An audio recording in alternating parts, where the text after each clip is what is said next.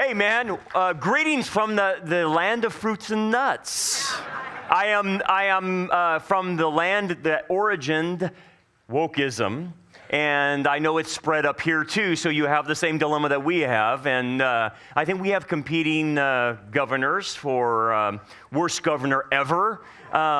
We call our governor Governor Pharaoh Newsom. I don't know what you call your governor. That's the best term I could possibly come up with him. They're nuts, right? And the funny thing is, we're placed in these crazy places that we are to be salt and light. That's what we're here for. That's why you're here. That's why I'm in California.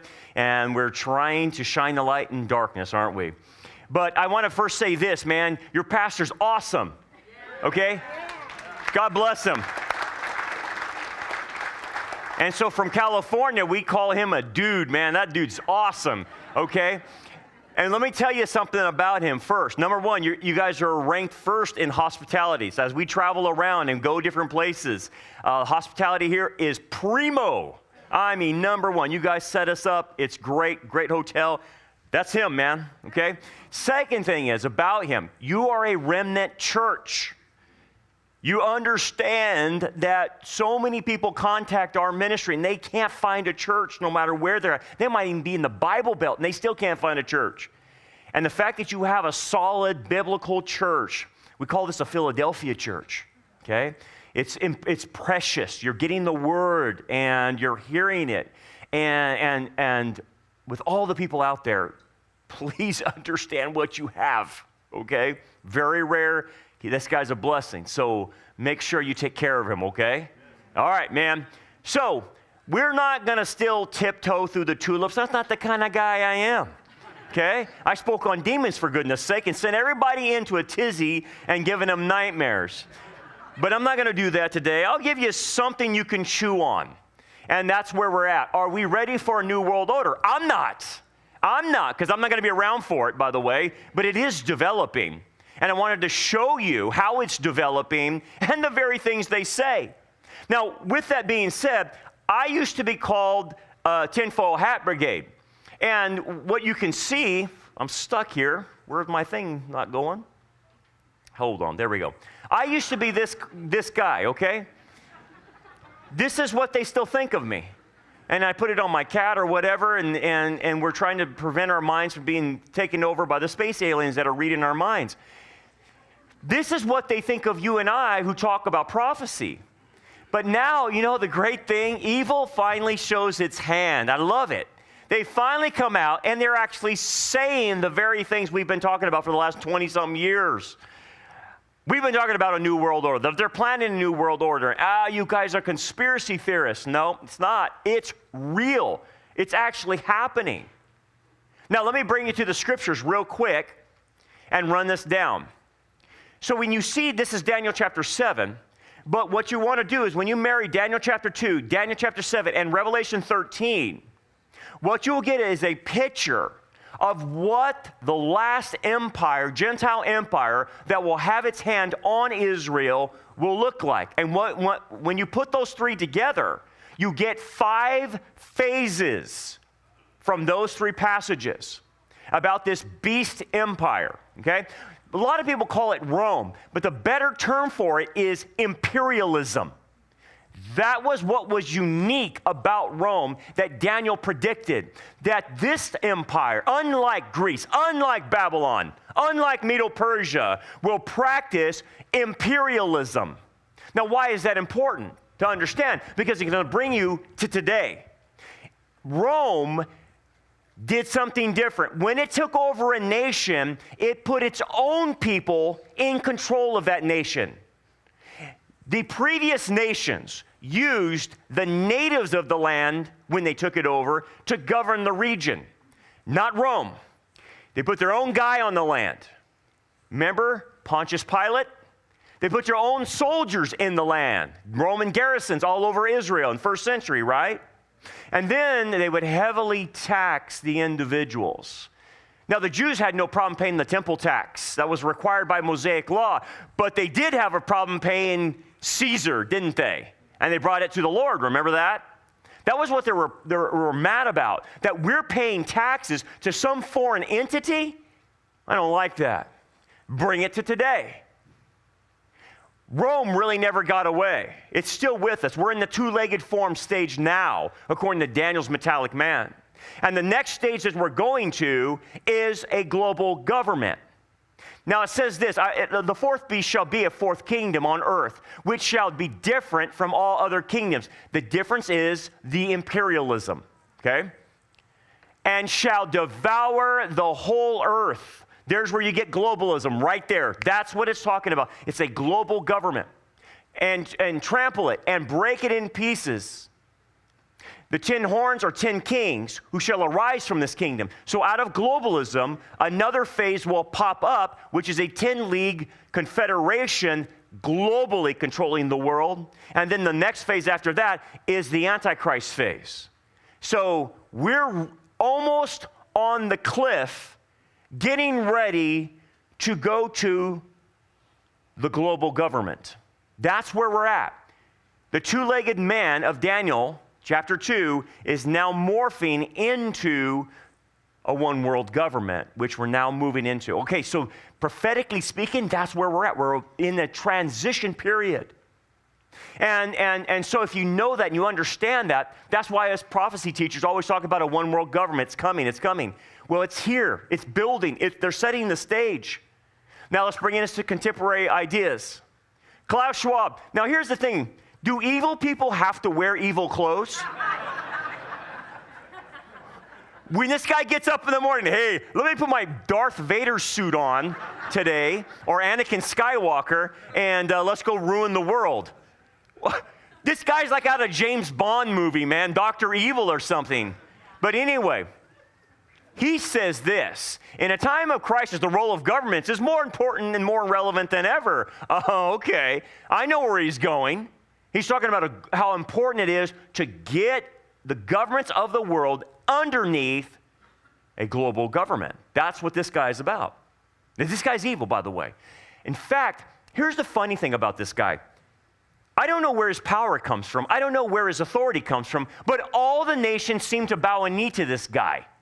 I don't know why, but they all follow lockstep what he tells them. He's trained some of our governor, Governor Newsom, he's trained him at the World Economic Forum. They're all globalists, Macron, all of them. I think Eric pointed that out yesterday. But they're evil. So let me bring you up to speed. They just had a meeting a couple months ago called the World Government Summit. Okay? They're not hiding it anymore. We're talking about a world government. There's their advertisement on their website. Watch this little short video. Listen to the key things they say. Watch. There's no longer any doubt that humans are heating up the oceans, land, and sea by burning fossil fuels. The world has to overcome not only the damage done to our economies and our societies by COVID-19, it also has to confront the repercussions.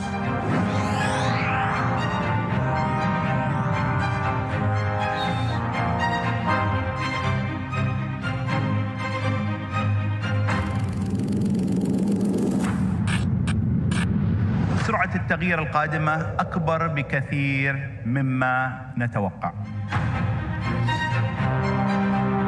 I see a future where the internet is available for free for everyone, and that means the location of power is going to shift. Decentralization of power structures everywhere may be the beginning of that shift in finance, in political power. We have to uphold our responsibility, which we have towards the next generation.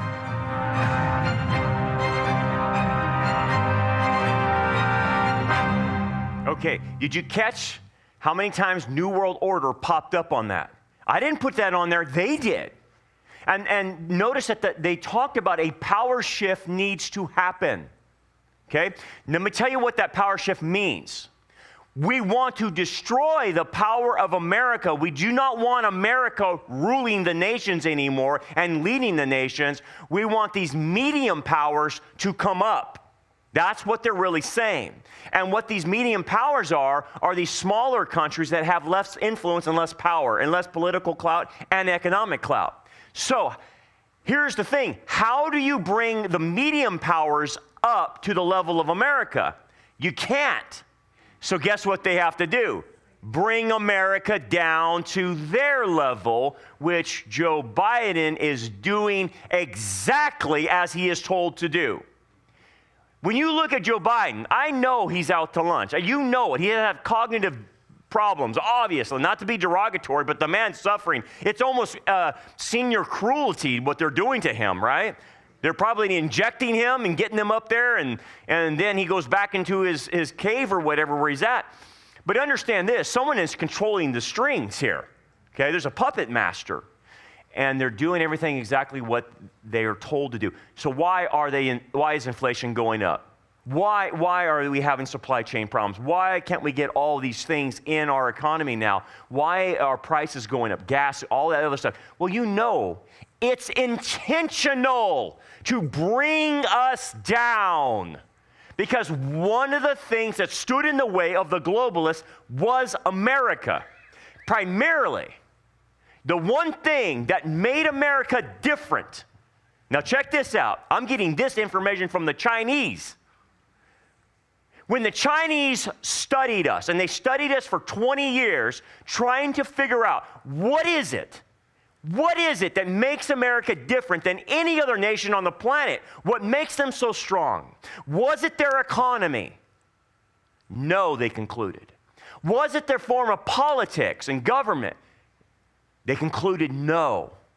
Was it the economy and the industriousness and all that? No. Do you know what the Chinese concluded that made America strong? It's religion of Christianity. And when they discovered that, they said, that's what we need to hammer. That's what we need to go after. And by the way, they have done a great job in the church of infiltrating the church. The church, why do you think the church is now woke? That's a Marxist tactic, by the way.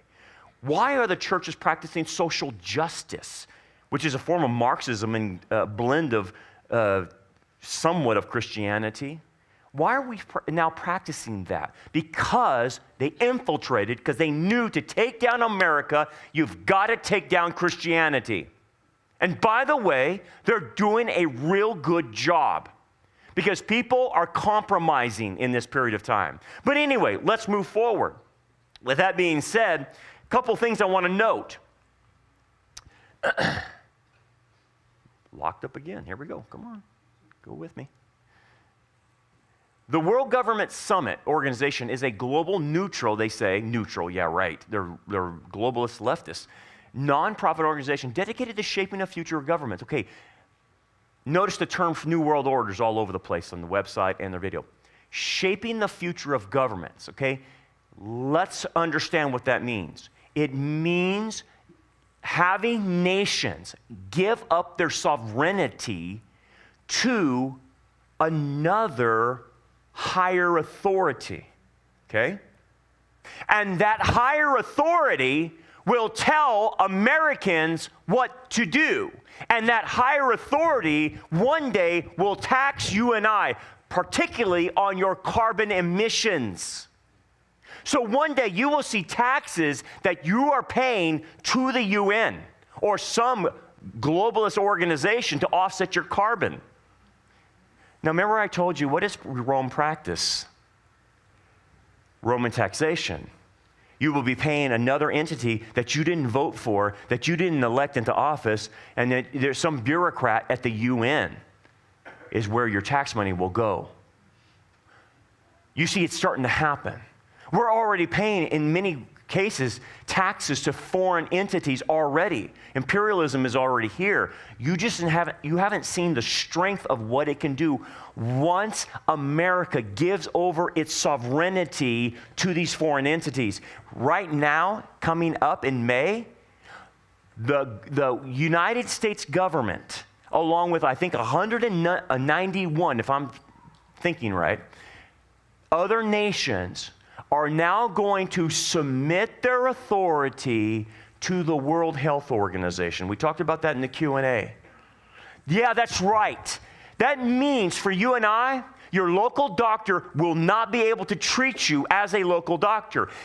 If we do this, your local doctor will go by the protocols of the World Health Organization, a foreign entity that tells them what to do with your health. That's imperialism, guys. That's what the Jews were mad about in the first century, that somebody they didn't vote for is taking money from them and telling them what to do. This is the practical implications of this. They are going to tell you how far you can drive, how much gas you can use. See, did you notice that they said the world's burning up? That's the climate hoax, right? They had to change the name, right? It used to be global warming, now it's climate change. And so everything is cold or hot, it's climate change. It's your SUVs that you're driving, it's your trucks, guys. You got to just back off and drive some type of electric car, you know. But here's the thing. They're shaping that. Why? To control you. They eventually want to get down to the point of where you run your air in your house. Heat, cold. I mean, you're back to Jimmy Carter, for goodness sake, telling you to wear a sweater, right? It's going to be worse than that. Everything they're wanting to do is to control you, and they'll say it's for your betterment.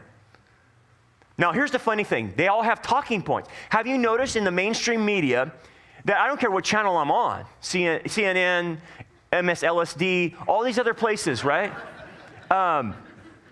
They all come out with the same talking points. I wonder how they get all the talking points, because they're on the same ticket. They're getting the same memo. Now, I want you to listen to this video. I want you to listen to our president and the language that he uses with the language of the globalists. Watch this. Are we ready for a new world order?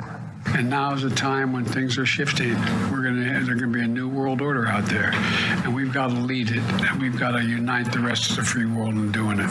Because I believe what is clear is that we have hit an inflection point. I think this presents us with some significant opportunities to make some real changes. You know, we are at an inflection point, I believe, in the world economy, not just the world economy, in the world. And just as the world re-emerges from the pandemic, we are faced with the Russian invasion of Ukraine, which certainly feels like a transformative geopolitical moment. Coming as that does, against a backdrop of great power struggles, the emergence of middle powers, of climate crisis, and cybersecurity challenges, the trend lines certainly seem to indicate a world headed in a disorderly direction. We will be looking at what contact tracing looks like in the New World Order. We've got to accept that this is the New World Order. We've got to accept that this is the New World Order. How are everybody saying the same thing? How is that even possible? Because they're all getting the memo. That means they're all in cahoots. This is bigger than what you think. They're all in on this. But at the end of the day, they're going to use global warming to be one of the crises that they're foisting upon us. That's a fake crisis that they say we got to get control of, otherwise we're going to die and burn up, according to Greta Thunberg, their prophetess, right? They have their whole, so they have the apocalypse, they have their whole religion, right? They have their high priesthoods, and they have their own scriptures, by the way. But see, the issue is, you have to create a crisis, and then they come in and solve it. But when they solve it, what they do is they take more rights away from you and I. That's Rome. That's how Rome operated. And all these other crises. Think about this. Did you hear Joe Biden slip? And I don't know if it was intentional or it was a slip. Because coming this fall, we're going to have 100 million cases of new COVID strains. At the midterm election? That's what you're about the fall? Is that what you're talking about? Because I'm connecting dots politically because I know what you did in the last election. And so you're telling me we're going to have another outbreak in the fall in a midterm election year. Is that what you're saying? I don't think he meant to say that.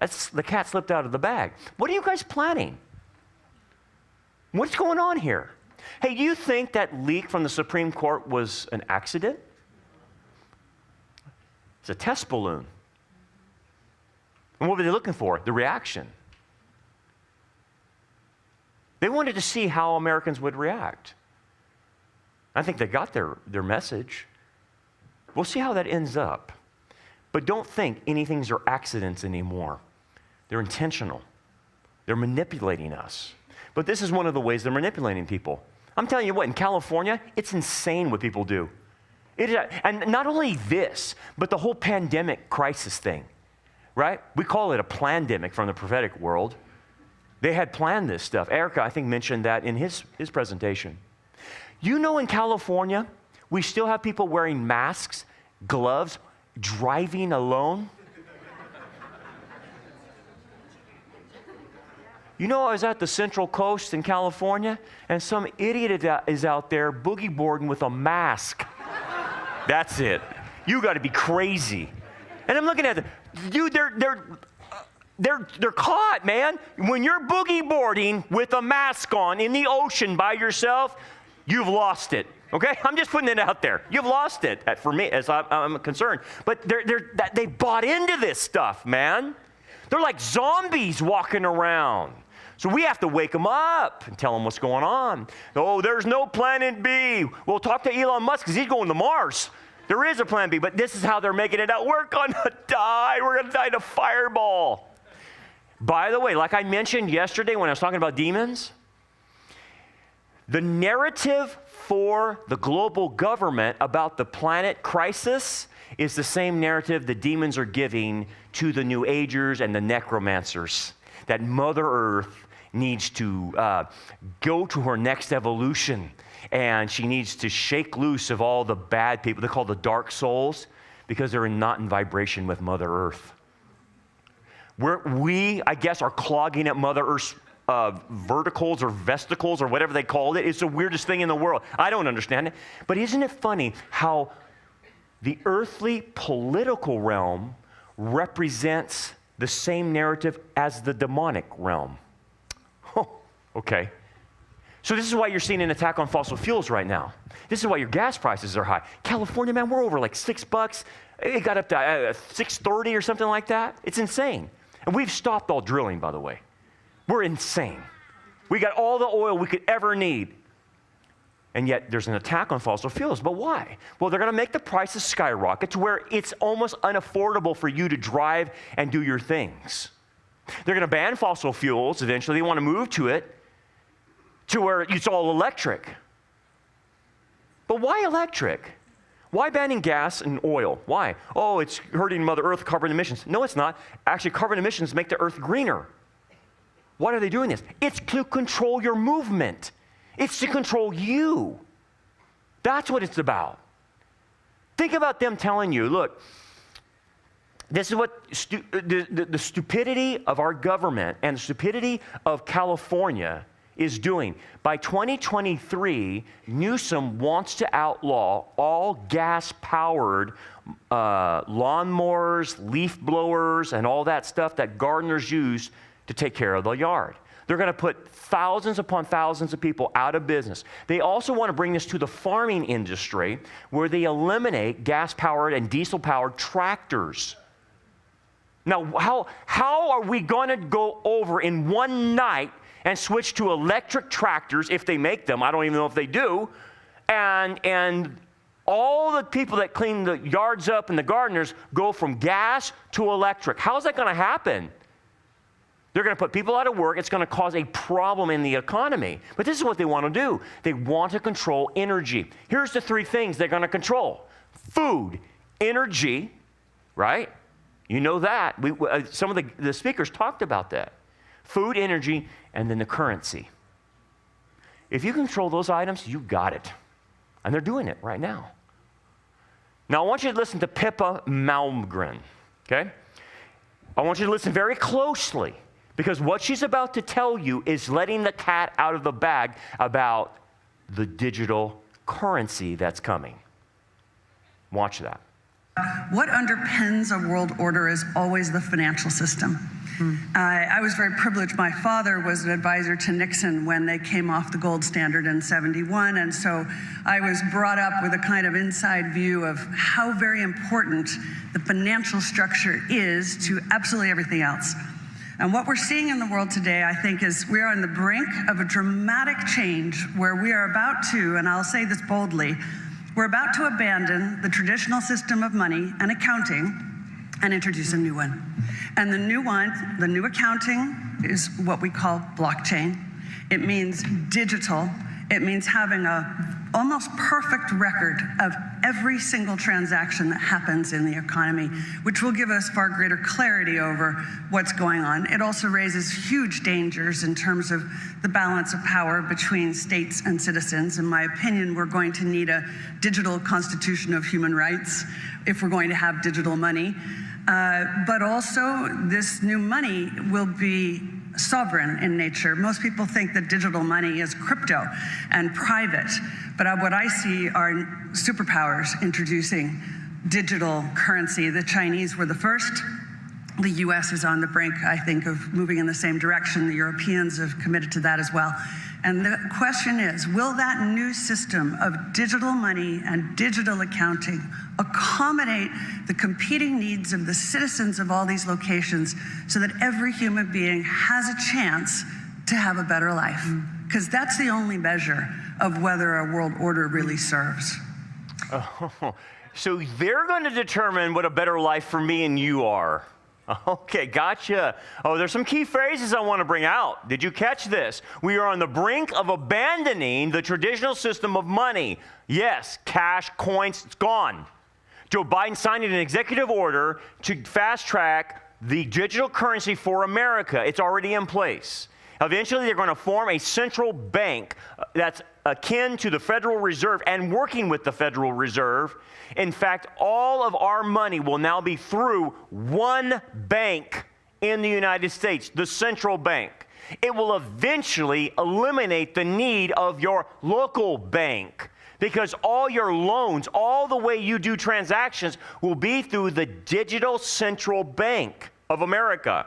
Eventually, that will morph into a regional central bank, which would include Canada, America, and Mexico, and maybe even Central America.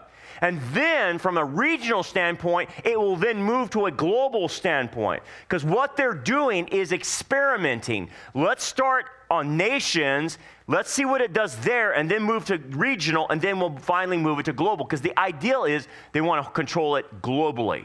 That's what's happening. And a new accounting system, do you know America, even though we have corruption in our government, our accounting system is the best in the world, even including the corruption that's in it. You go to other countries and their accounting system is all fouled up. They're going to replace our accounting system. Now, what do you mean, Brandon, when they change us over to a digital currency? What does that mean for me? That means if you have stock in Bitcoin or any of the cryptocurrency, it's gone. It's eliminated. They're not going to allow you to use it. What if you got cash in the mattress? Okay, what if you can only go to the store, and I'm noticing this in California, they'll only take cards now. They won't even take cash anymore. And they say it right on the store. So what will you have to do? You have to turn in your cash. And what does that mean? Well, do you think you're going to get a 1-to-1 ratio when you turn in your cash? No, they're going to make money off you. So they'll say, look, if you want $1 of our digital currency, that costs $1.50 in cash. So you're going to somehow losing this. They're going to take money from you and to get that currency. Now people say, well, what do I do right now then? I would get into hard assets. I'm not a financial advisor, but my opinion is eventually you're going to have to turn it in. So gold, silver, property, land, real estate, those types of tangible assets, because eventually you're going to, if you need to convert back over into digital currency, you need something that's going to stand the crash that's coming. If you have all your money in stocks and bonds, that's going to crash eventually. It's intentional what they're going to do. There's a bubble right now. And so people's 401ks, their retirement, if it's based on stocks and bonds, you could lose thousands of dollars when they intentionally crash this economy, and that's where it's heading. So my thing is, heads up, start thinking about finances, get out of debt as much as you can, put it into real assets so that way you can trade them back in. It's coming. And you're not going to get out of the system. You can say, I'll just live off the grid for a time. But you're not going to. Now, don't worry about this because it's not the mark of the beast. It's none of that. We're not in the tribulation. But what you're seeing is the setup of the New World Order. And that's why it's called the New World Order. The other thing, the new accounting is blockchain. It means digital. Yeah, they're done with currencies now. It means look at this, having an almost perfect record of every single transaction that happens in the economy. It gives us far greater clarity over what is going on. Of course it does. Yeah, I guess so. If you buy a pack of bubble gum, they know it. They know what time you bought it. They know how much you paid for it. There will be no under-the-table deals. There will be no cash transaction. There might be a black market that pops up, and there's trade and bartering going up. But if you're going to use that digital currency, they know everything that you've spent on. And you know what's going to come with this digital currency? It's programmable. What do you mean? It means this. Oh, Mr. and Mrs. Smith, we saw that you bought an excess of ammo this month. According to our New World Order regulations, you've exceeded your limit for the year. So at this point, the digital currency will not work anymore in buying ammo. Or whatever they choose. You've bought too much bread for this month. So Mr. and Mrs. Jones, you're cut off for at least the next 30 days because you've overbought a certain product.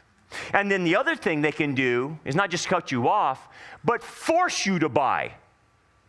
Well, what do you mean? Well, the government will decide what they want you to buy, and so they say, hey, look, we have this government toothpaste that we want you to buy. And your digital credit will not work on buying any other toothpaste. It only buys that toothpaste. They will be able to control what you buy and sell. I think I read that somewhere in some book. I can't recall where I read something like that. They're setting up for Revelation 13, which happens in the tribulation, but you're seeing the groundwork now. We could possibly see this in our lifetime, the setup at least. Now, we can be raptured tonight, okay, but what if we're not? What if the rapture's closer to the tribulation? Then you're going to experience what John predicted 2,000 years ago when they will control your buying and selling. And you will be the first one in Christendom to have ever seen that on the ground. That's a privileged position, by the way, but that comes with responsibility. Look what else she says. I see a future where the internet is available for free to everyone. Doesn't that sound great? Everybody gets free internet. Do you know what that means? Decipher this. It means we're going to connect everybody to the system. There will not be somebody off the grid in Africa or India or any third world country. We will have everybody on the grid as long as they have a phone. And they're going to go from the phones because that's not going to be good enough.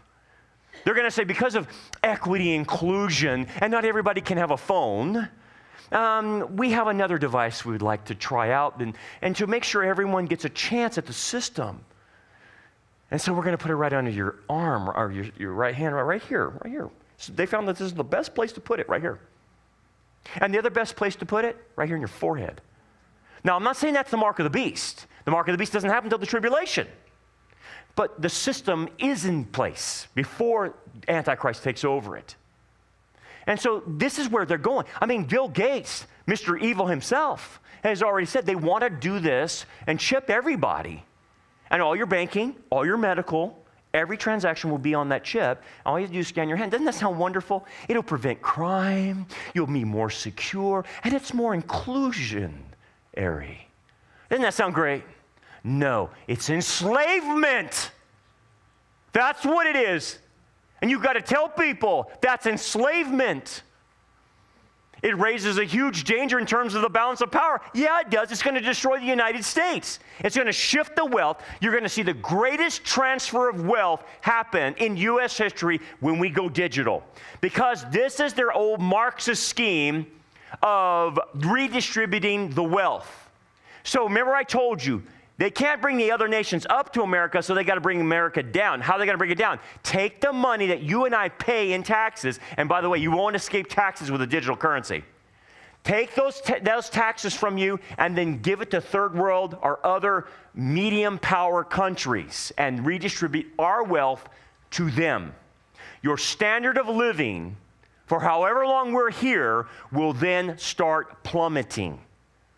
Your purchasing power won't go any further. So what am I telling you? Just scare you? No. I'm saying you better prepare. You better think about this. You better think about the implications for your family. Because here's the thing. I don't know how long we're going to be here. And so you got to have two narratives in your head. One narrative is, I can be raptured right now. The other narrative is, I better prepare for this. I've got to prepare mentally. I got to prepare emotionally. I got to prepare spiritually and physically.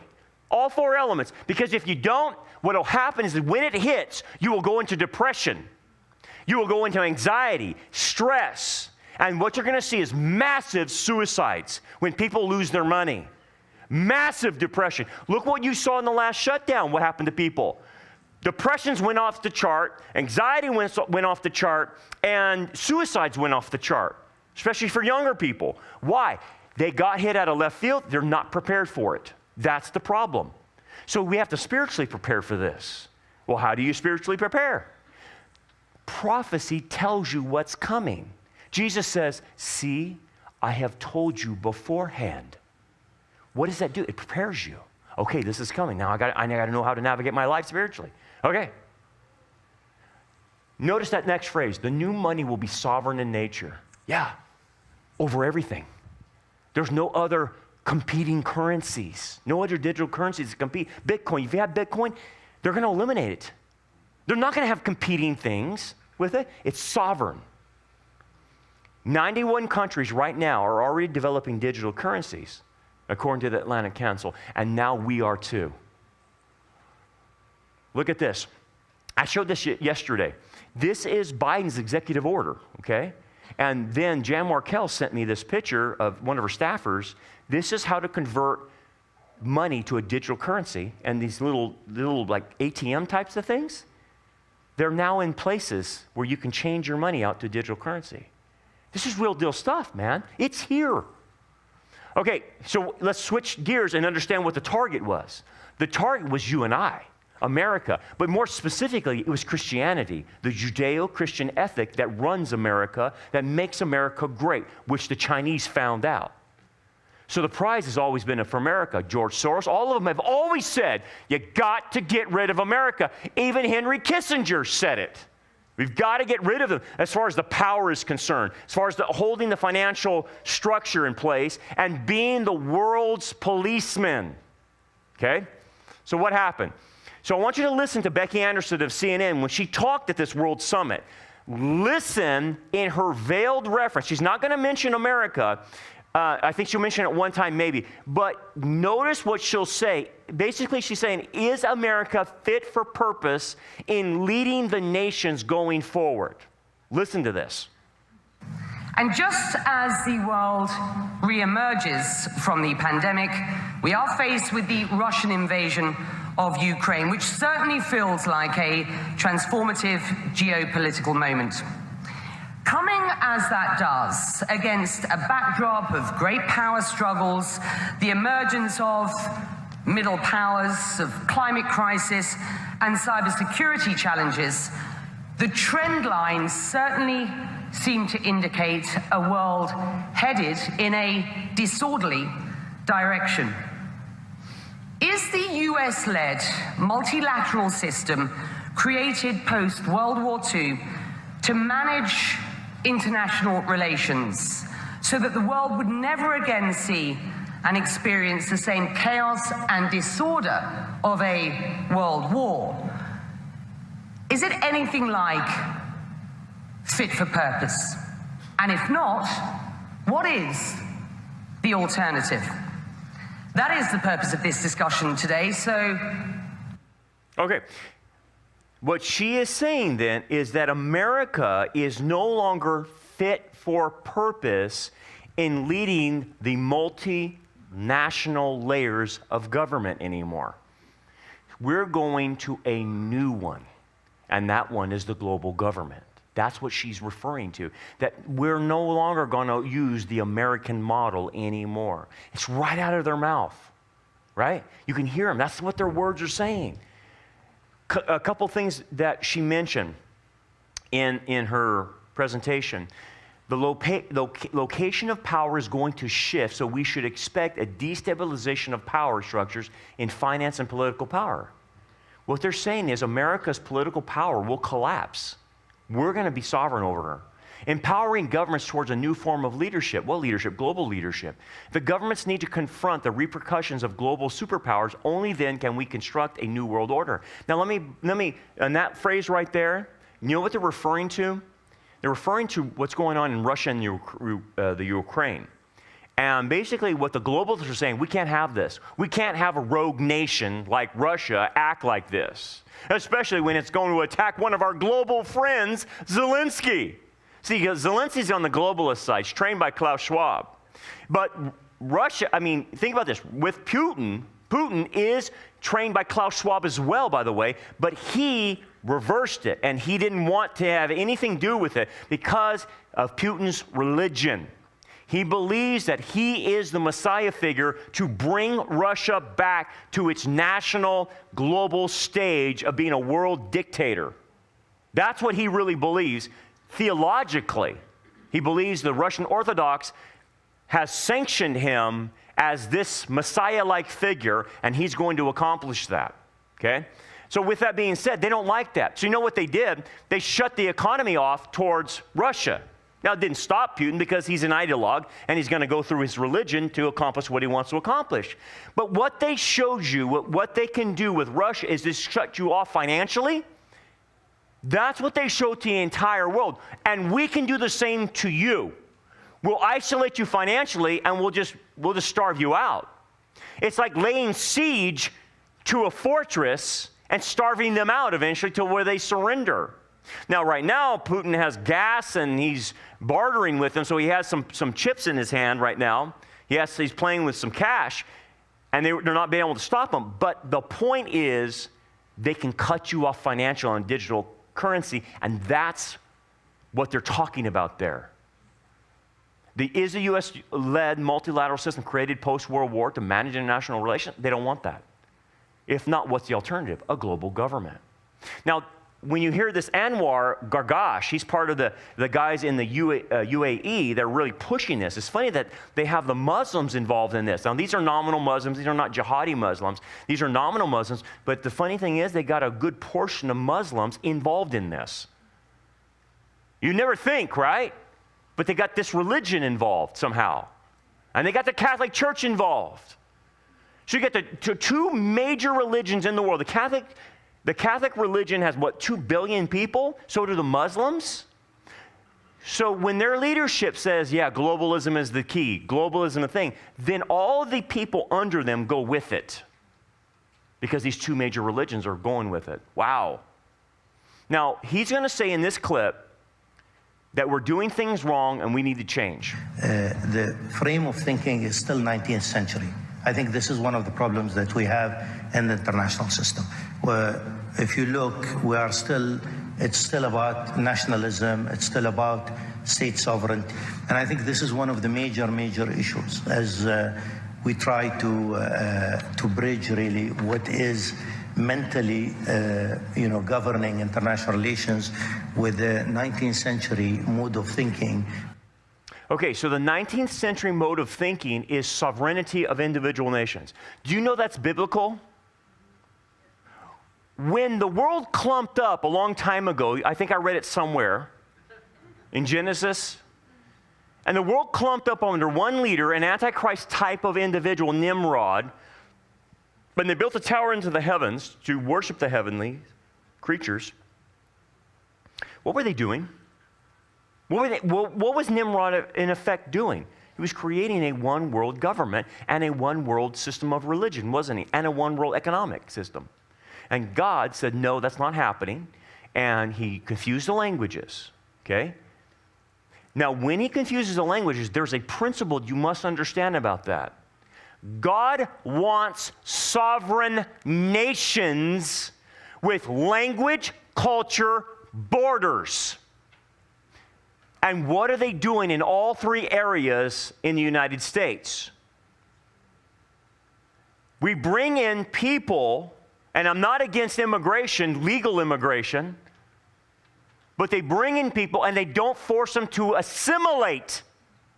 We got pockets in California that can exist without knowing English. This is what's happening in Europe. They bring up the Muslims from the Muslim countries and they stay in this ghetto type of area, a no-go zone, and they never assimilate, they never learn the language. And why? You think, well, that's just stupid. No, it's a tactic.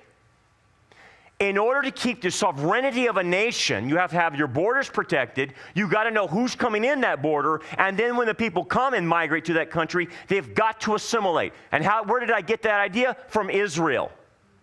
When you came, and a lot of the woke pastors misunderstand this, when you came to Israel and you decided to be a permanent resident, the only way you're becoming a permanent resident is if you became a proselyte. You didn't bring in your foreign gods with you, and you learned Hebrew, by the way, and you functioned as an Israeli citizen in the temple practices.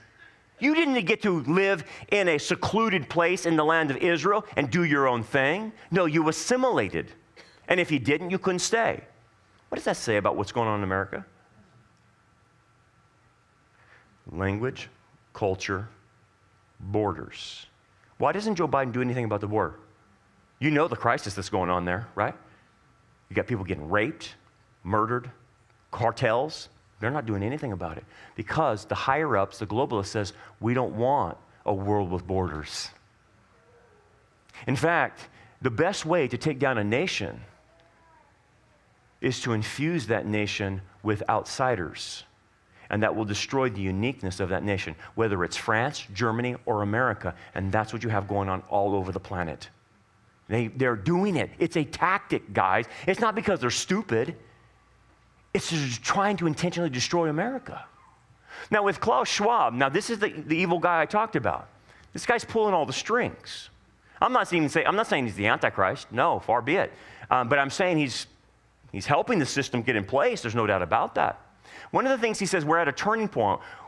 We do know that global energy systems, did you check that out? Global energy, food systems, and supply chains will be deeply affected. Yeah. Is that happening right now? Yes. It's not an accident. It's according to plan. The world has confronted the repercussions of a dangerous clash between major global powers. The United States, people like Russia doing their own thing. So they've got to stop it. And the way they're going to stop it is control energy, food, and money. And that's how they're going to do it. Now, here's the interesting thing. You ready to get creeped out? This is going to creep you out.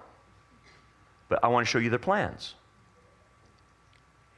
Klaus Schwab in the World Economic Forum says we're in the fourth industrial revolution.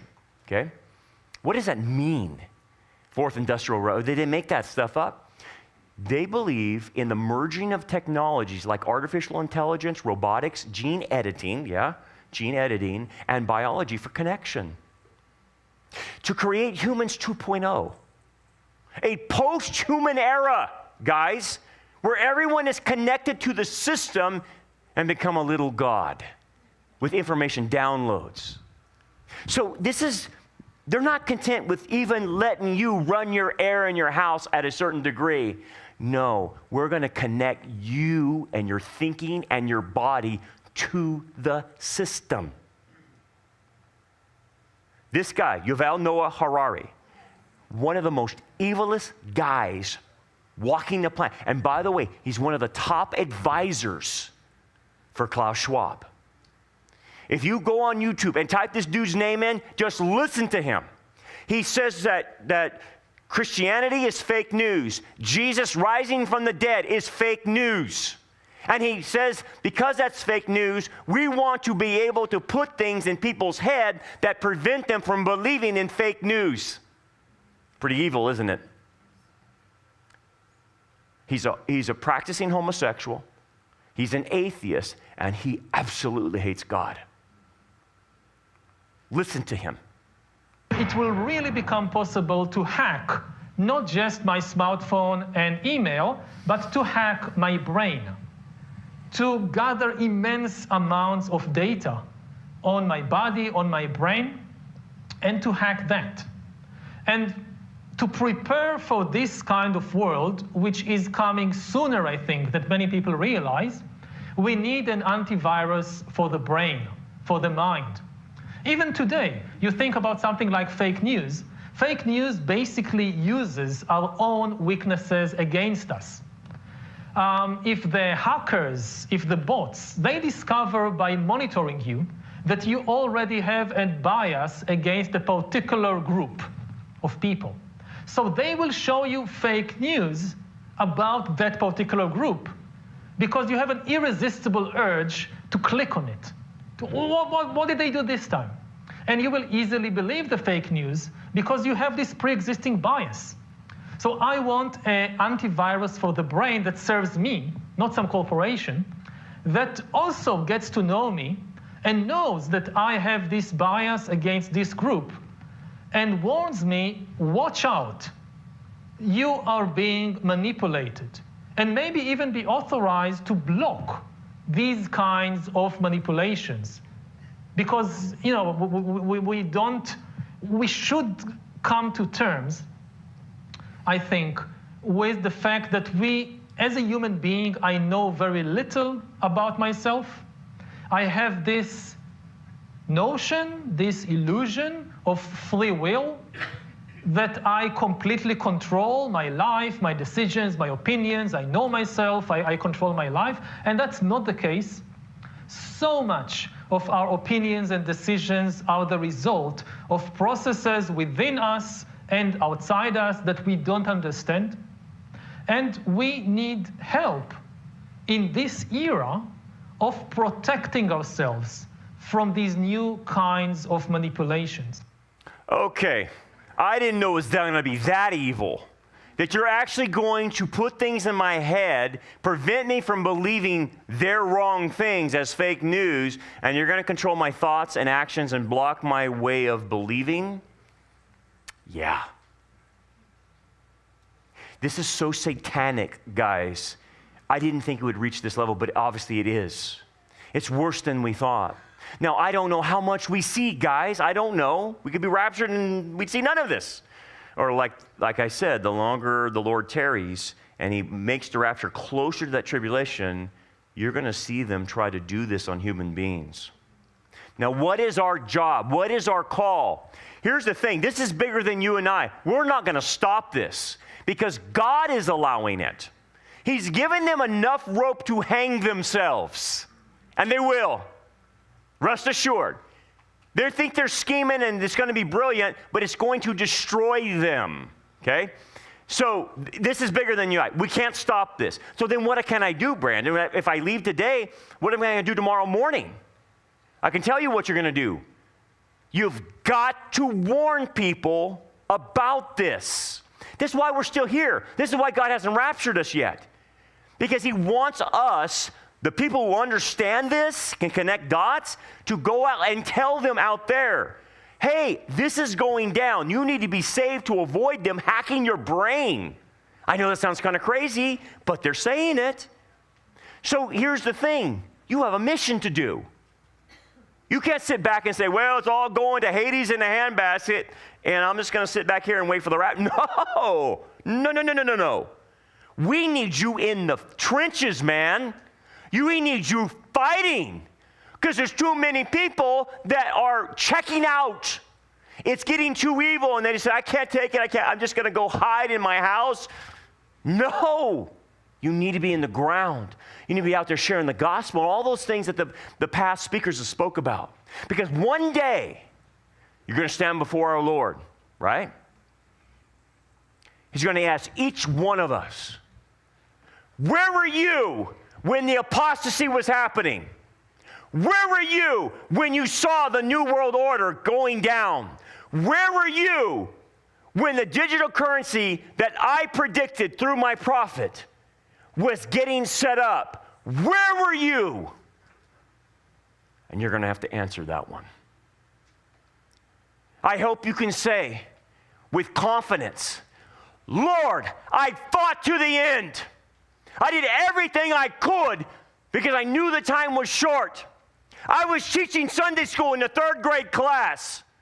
I was helping high schoolers. I was going out witnessing with the church.